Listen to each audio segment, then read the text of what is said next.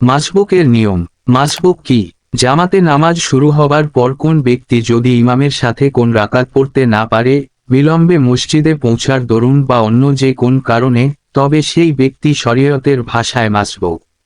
কোন রাকাতের রুকু পেলেই সেই রাকাত পেয়েছে বলে গণ্য হবে। মাসবুকের নামাজের নিয়ম। 1. ইমামের সাথে সে সালাম ফিরাবে না।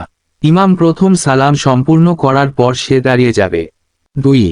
এরপর মাসবুক তার নামাজের যতটুকু বাকি আছে তা সম্পূর্ণ করে তাশাহুদ, দরুদ, দুয়া মাসুরা পড়ে সালাম ফিরিয়ে সাধারণভাবে নামাজ শেষ করবে। 3.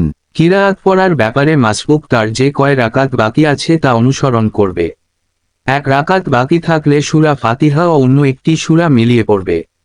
2 রাকাত বাকি থাকলে উভয় রাকাতে সূরা ফাতিহা ও অপর সূরা মিলিয়ে পড়বে।